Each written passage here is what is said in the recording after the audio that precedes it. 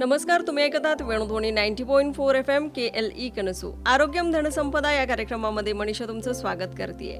आज आपण जाणून घेणार आहोत लहान मुलांमध्ये ज्या हृदयाच्या समस्या होतात त्याबद्दल. म्हणजे हृदयरोग असं आपण त्याला म्हणतो, पण आज नेमकी काय कारणं आहेत त्याची आणि काय काळजी घ्यायला हवी याबद्दल आपण ऐकणार आहोत. आणि या विषयावरती मार्गदर्शन करतायत डॉक्टर गणंजय साळवे, जे केलीज डॉक्टर प्रभाकर कोरे हॉस्पिटलमध्ये paediatric and adult congenital heart surgeon आहे. सर, वेणुध्वनीच्या स्टुडिओमध्ये आपलं स्वागत आहे. नमस्कार सर्वांना. आज आपण लहान मुलांमध्ये जे हृदयाचे आजार होत आहेत किंवा कॉमन लोक असं म्हणतात त्याला की हार्ट अटॅक होतोय, या संदर्भात आपण जाणून घेणार आहोत. पण सुरुवात याच्यापासून करते की नेमकं लहान मुलांमध्ये हृदयाशी संबंधित होणारे आजार कोणकोणते आहेत? साधारणपणे कॉमन पॉप्युलेशनमध्ये असं समज आहे की हार्टमध्ये होल आहे. ज्यांना कोणाला आपण विचारतो त्यांचा असं समज असते की हार्टमध्ये एक होल आहे. पण ॲक्च्युली तसे प्रकार बघितले, एक्झॅक्ट नंबर ऑफ डिसीजेस तर साधारण 200-250 त्याच्यावर पण ते परम्युटेशन कॉम्बिनेशन्स आहेत. आणि ते डिफेक्टप्रमाणे मग आउटकम्स असतात किंवा ट्रीटमेंट असते किंवा जे काही उपचार असतात त्याप्रमाणे असतात. आणि पूर्वी असं असायचं की लहान मुलाला जर हृदयरोग आहे जन्मजात किंवा लेटर इन लाईफ ॲक्वायर्ड पण होऊ शकतात त्यांना, जसं रुमॅटिक हार्ट डिसीज. तर तसं काय झालं की समजूत अशीच होती की आता काय खरं नाही, याला काय उपाय नाही आहे. पण लास्ट एक 10-15 वर्षात खूप ॲडव्हान्सेस झालेले आहेत in India, all over the world. आणि हे जी ब्रांच ऑफ पीडियाट्रिक कार्डिओलॉजी आणि पीडियाट्रिक कार्डियक सर्जरी आहे ती खूप इव्हॉल्व झालेली आहे. त्यामुळे ट्रीटमेंट ऑप्शन्स भरपूर आहेत आणि सक्सेस रेट प्रचंड आहे. आणि त्यात मग आता माझं इंट्रोडक्शन तुम्ही दिलं की paediatric cardiac surgery plus adult congenital heart surgery. तर काय झाले की ही मुलं आता मोठी पण झालीत, ॲडल्टहूडमध्ये आलेत, सक्सेस रेट इज सो हाय.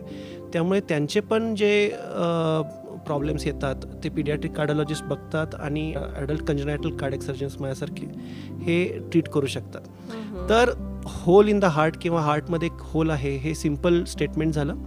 पण काय होतं की युजली जन्मानंतर जर बाळाला त्रास होत असेल, आणि त्रास कसा होतो, आपण हार्ट अटॅक नाही म्हणू शकत त्याला, बाळ दूध व्यवस्थित पित नाही आहे किंवा भूक लागते, फास्ट पितंय पण मग घाम येतो, धाप लागते हार्टवर लोड आल्यामुळे, मग दूध प्यायचं बंद करतं आणि परत दूध पितं. तसं सक पॉज सक सायकल ज्याला म्हणतो त्या प्रकारचं एक. आणि ह्याच्यात मेन जो बाळाच्या जवळचा जो व्यक्ती आहे, बघणार आहे, नोटीस करणार आहे, ही आईच असू शकते. होय ना. वडील पण कदाचित थोडंसं नंतर पिक्चरमध्ये येतात, पण आई. त्यामुळे नॉलेज ह्या गोष्टीचं असणं खूप इम्पॉर्टंट आहे. बरोबर दूध न पिणे, बरोबर झोपणे, धाप लागणे आणि म्हणजे रेस्पिरेटरी रेट, त्याला आपण श्वासोच्छ्वास रेट म्हणतो, धाप जास्त असणे आणि वजन न वाढणे, ह्या एक इम्पॉर्टंट गोष्टी आहेत. आणि त्यातल्या त्यात मग तुम्हाला जर बाळाचे बोट किंवा जीभ किंवा ओठ असे पिंक नाही दिसले, ब्ल्यू दिसायला लागले, याचा अर्थ की दूषित अदूषित रक्त मिक्स होत आहे आणि दूषित रक्त जास्त जात आहे बॉडीला, शुद्ध व्हायच्या आधी किंवा जास्त शुद्ध होत नाही आहे लंग्समध्ये. सो ह्या एक इम्पॉर्टंट काय म्हणतो आपण त्याला चिन्ह आहेत जे आई बघू शकते आणि मग तीच म्हणू शकते की चला आपल्याला डॉक्टरांकडे जायचं आहे. आता डॉक्टर म्हणजे कुणाकडे जायचं बेसिकली, तर definitely first point of contact general पॉप्युलेशनसाठी पीडियाट्रिशियन आहे, MD पीडियाट्रिक्स. पण आता त्याच्यात पुढे स्पेशलाइज झालेले डॉक्टर्स आहेत, जसं आपल्याकडे केली हॉस्पिटलमध्ये डॉक्टर प्रभाकर कोरे केली हॉस्पिटल बेळगावीमध्ये डॉक्टर विरेश मानवी आहेत, सिनियर पीडियाट्रिक कार्डिओलॉजिस्ट, ज्यांचा हातखंडा आहे ह्याच्यात आणि बऱ्याच वर्षांचा एक्सपिरियन्स आहे आणि he is available round the clock. तर तुम्ही डायरेक्ट त्यांच्याकडे जाऊ शकता जर तुम्हाला असले काही, कारण ते जे डॉक्टर्स आहेत विरेश मानवी सर हे आधी MD पीडियाट्रिक्स करतात आणि मग पीडियाट्रिक कार्डिओलॉजीमध्ये सुपर स्पेशलायझेशन करतात. So they have gone through all this. तर जनरल पीडियाट्रिक्स पण ते बघू शकतात आणि त्या रिलेटेड कार्डियक डिफेक्ट्स करू शकतात. आणि मेन त्यांचं टूल आहे डायग्नोज करणारं ते इकोकार्डिओग्राफी आहे. सो इकोकार्डिओग्राफी इज अवेलेबल आणि ते एक्सपर्ट्स असतात. असं नाही की कोणीही लहान मुलांचं इकोकार्डिओग्राफी करू शकतं. त्यामुळे तेव्हा जेव्हा ते करतात, डायग्नोज करतात, त्यानंतर मग पेशंट्स आमच्याकडे पाठवले जातात ॲज फॉर सर्जिकल रिपेअर. हे झालं जन्मानंतरचे चिन्ह. बरोबर. आता ऑब्स्टेटिक अँड गायनेकॉलॉजीमध्ये जेव्हा म्हणजे स्त्रीरोग प्रेग्नन्सीमध्ये जेव्हा डिटेक्ट होतात आणि त्याचे डिटेक्शन रेट्स खूप चांगले आहेत, तेव्हा पण जेव्हा आपल्याला ऑब्स्टेटिशियन किंवा गायनेकॉलॉजिस्ट आपल्याला जेव्हा प्रेग्नंट स्त्रीला बघतात आणि त्यांना काही चिन्ह वाटतात नॉर्मल स्कॅनिंगच्या वेळी पोटातल्या बाळाच्या, किंवा इथे मला हार्टमध्ये होल दिसायला लागलं किंवा काहीतरी वेगळं कनेक्शन्स वाटत आहेत, कारण आता ऑलमोस्ट 80 to 90% ॲक्युरेसी झाली आहे. बाळ पोटात असताना बाळाच्या हृदयाचे डिफेक्ट्स जाणून घ्यायचे. बरोबर. त्याला पण फिटल इकोकार्डिओग्राफी म्हणतो. त्यातही डॉक्टर्स लाईक डॉक्टर वीरेश मानवी किंवा डॉक्टर दानिश मेनन हे आपल्या डॉक्टर प्रभाकर कोरे केली हॉस्पिटलमध्ये आहेत बेळगावीमध्ये, आणि त्यांना कन्सल्ट केलं तर ते याचं निदान करू शकतात. आणि तिथून पुढे मग काय दक्षता घ्यायची, काय करायला लागतं, किती लाईफ थ्रेटनिंग आहे डिफेक्ट, या सगळ्या गोष्टी आपण एज्युकेट करू शकतो पॅरेंट्स. बरोबर. ही जी तुम्ही जी मेन लक्षणं सांगितलीत सर, ती न्यूबॉर्न बेबीची आहेत. मग ह्याच्यामध्ये काय अशी कारणं असतात की अशा केसेस येतात, किंवा हार्टला होल असणं म्हणा, म्हणजे असे काय रिझन्स असतात नेमके की ज्याच्यामुळे हा प्रॉब्लेम येतो? आता तसं बघायला गेलं तर आपण खूप वेळा एक बिलीफ होतं की बाबा जेनेटिक्स खूप मोठं रोल प्ले करतं. जेनेटिक्स म्हणजे काय की आईकडून जे जीन्स येतात, वडिलांकडून जे जीन्स येतात, त्याचा जो कॉम्बिनेशन होतो, त्याचा जो थोडाफार डिफेक्ट असतो तो बाळांच्यात दिसतो. पण त्याचा रोल माझ्या मते तरी लिटरेचरप्रमाणे हार्डली 5 to 10% आहे. ॲक्च्युअल जे डिफेक्ट्स होतात ते नॅचरल असतात विदाऊट एनी कॉज, म्हणजे ऑलमोस्ट 90%. तर त्याला इन जनरल असं म्हणता येईल की आजचं समजा खाणं पिणं म्हणा, पोल्युशन म्हणा, आपलं लाईफस्टाईल म्हणा, स्ट्रेस लेवल म्हणा, या गोष्टी कदाचित खूप इफेक्ट घडवतात आई आणि वडिलांच्या हेल्थवर, आणि ते थोडंसं रिफ्लेक्ट होतं. 5 to 10% वर जेनेटिक्स म्हणजे जीन्समधला दोष असं म्हणता येणार नाही. 90% इट इज नॅचरल कॉज.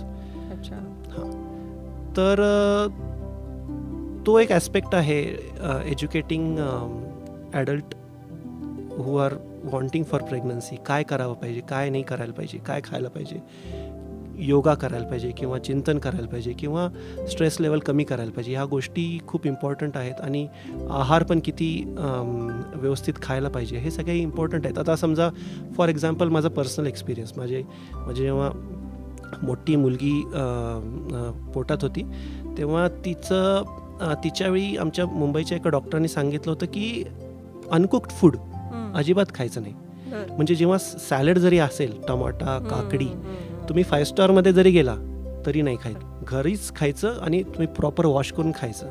कारण त्याच्यावरचे जे केमिकल्स आहेत, त्याच्यावरचे जे पेस्टिसाइड्स वापरलेले आहेत, ते सर्क्युलेशनमध्ये जाऊन, आईच्या सर्क्युलेशनमध्ये जाऊन बाळाला इफेक्ट करू शकतात आणि प्रॉब्लेम्स होऊ शकतात. हे एक एक्झाम्पल. म्हणजे ह्या प्रकारची दक्षता पण घेणं खूप इम्पॉर्टंट आहे टू अवॉइड या गोष्टी. बरोबर. म्हणजे हा अतिदक्षतेचा भाग झाला खरं तर, कारण एवढ्या सगळ्या बारीक सारीक गोष्टींचा विचार खरं तर कोण करत नाही करत. आणि डॉक्टर्सही त्या लेवलचं बऱ्याचदा सांगत नाही तेवढं डीपली. पण चांगली गोष्ट आहे, म्हणजे या सगळ्या गोष्टी विचारात घेतल्या पाहिजेत खरं तर. मग सर, हे तर म्हणजे कॉमन झालं की हार्टला होल असणं, अशा बऱ्याच केसेस आपण ऐकतो आणि बघतो. आणि जी तुम्ही लक्षणं सांगितली ती नवीन जन्मलेल्या बाळाची होतीत. मग आता जी अडल्ट आहेत, म्हणजे 5वी 6वीची मुलं असतील किंवा 7वी 8वीच्या क्लासची मुलं, त्यांना अशा ज्या हृदयाच्या संबंधित जे आजार होतात ते कसे काय येतात? म्हणजे ते काय न्यूबॉर्न पासून असतात की नंतर उद्भवलेले असतात? काय नेमकी कारणं असतात त्याची? खूप चांगला प्रश्न आहे. कारण खूप वेळा टीचर्स स्कूलमधले काही मुलांना नोटीस करतात की हा बाबा खेळताना खूप थकतोय किंवा याला बसायला लागतोय किंवा याचं इन जनरल अपीअरन्स थोडा डार्क आहे, डार्क इन सेन्स की तो ब्ल्यू पडतोय, निळा पडतोय. तर ह्या गोष्टी स्कूल एज्युकेशनमध्ये पण इम्पॉर्टंट आहेत की बघणे की काय बाबा एक्झॅक्टली प्रॉब्लेम आहे. खूपशा हे जे जन्मजात हृदय रोग आहेत बाळांचे ते स्कूलला गेल्यानंतर आढळतात. काय होतं की समजा एक हार्टमध्ये होल आहे, आपल्या हार्टमध्ये 4 कप्पे असतात. होल वरच्या 2 कप्प्यांमध्ये असू शकतं किंवा खालच्या 2 कप्प्यांमध्ये असू शकतं. होल युजली नसायला पाहिजे, कारण कम्युनिकेशन वरचे कप्पे खालच्या कप्प्याला कम्युनिकेट करतात. राईट आणि लेफ्ट कधी कम्युनिकेट नाही करत. ती त्याच्यात होल असेल तर मग प्रॉब्लेम येतो.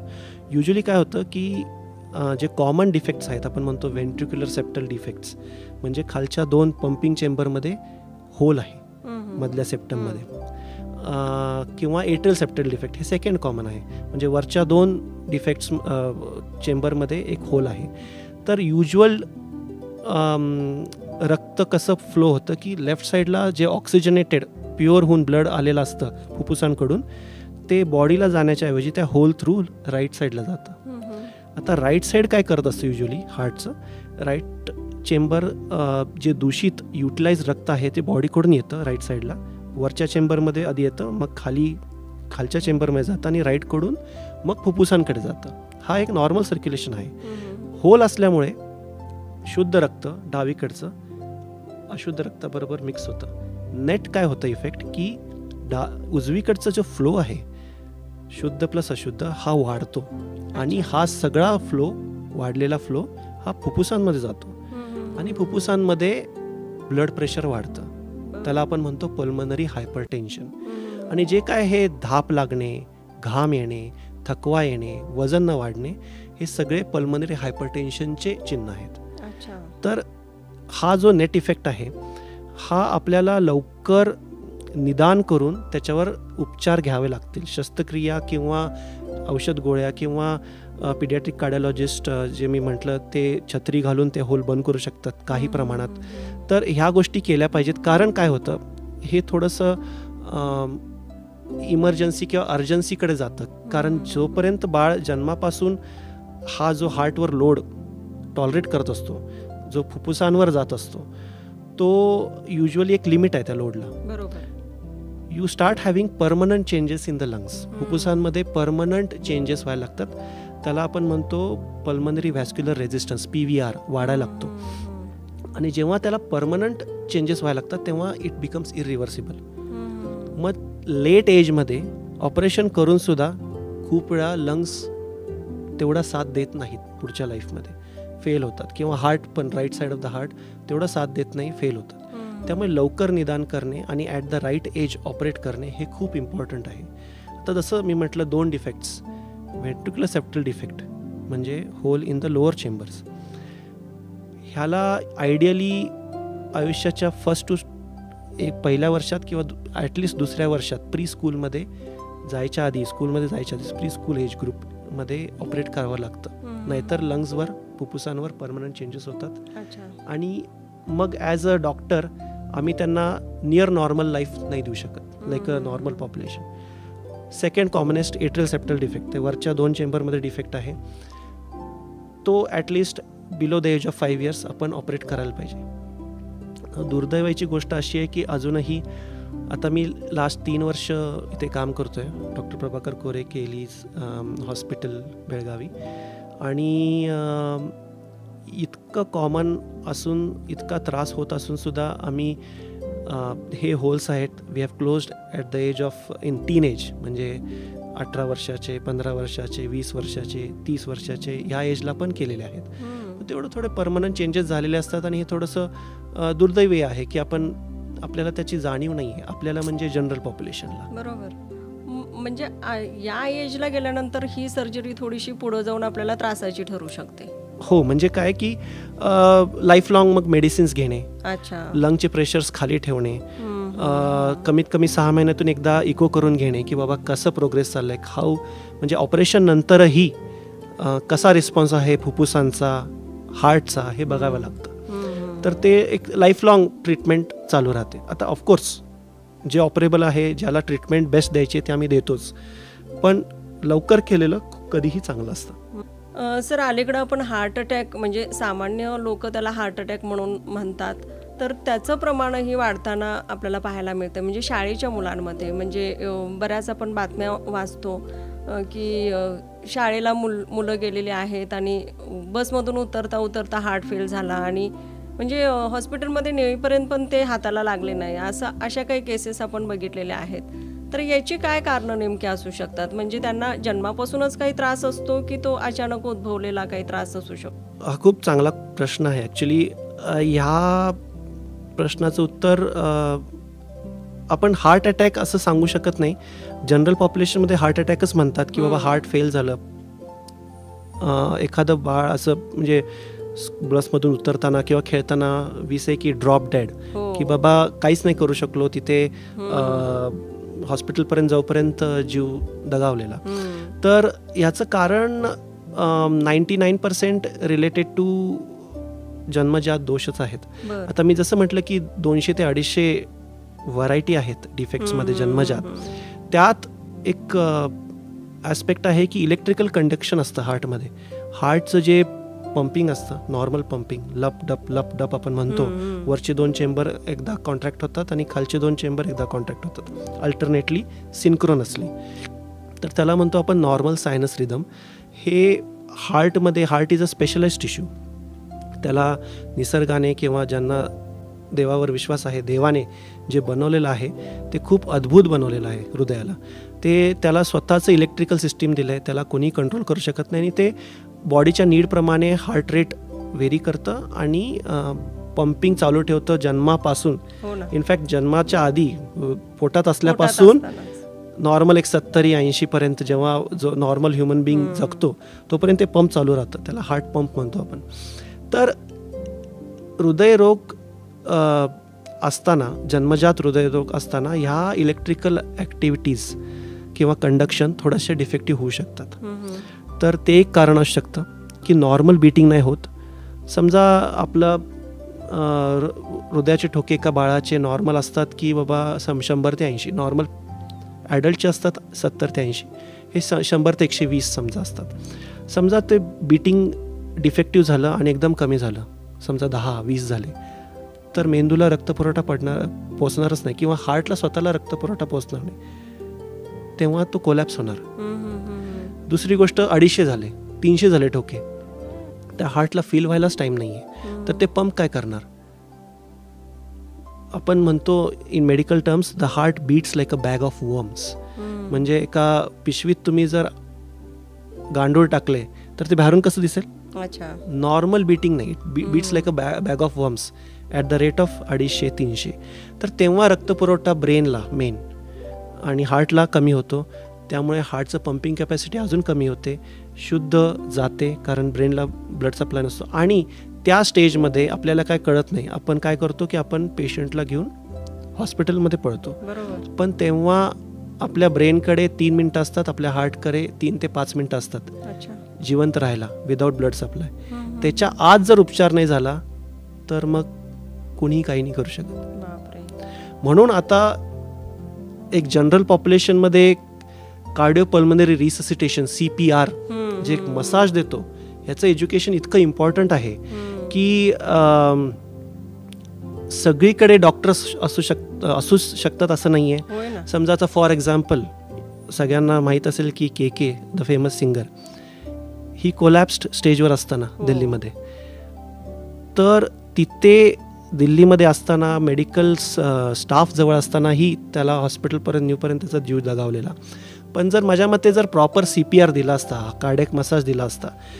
CPRने काय करतो, आपण छाती दाबतो म्हणजे काय करतो की हार्ट जे फेल झालेलं आहे, समजा रिदम प्रॉब्लेम आहे किंवा ठोकेच नाही आहेत, तर ते आपण मॅन्युअली त्या चेंबर्सला आपण पुश करतोय, जेणेकरून हार्टमधलं ब्लड हार्टला स्वतःला, प्रत्येक ऑर्गनला, मेन म्हणजे ब्रेनला, किडनीजला, लिव्हरला व्यवस्थित पुरवठा होईल.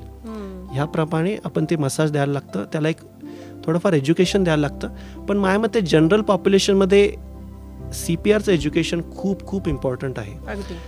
आता मी सांगायला हरकत नाही, मी सिडनी ऑस्ट्रेलियामध्ये होतो 5 वर्ष, 2018 पासून 2022 मध्ये, आणि 22 मध्ये मी इथे आलो डॉक्टर प्रभाकर कोरे हॉस्पिटल बेळगावीमध्ये.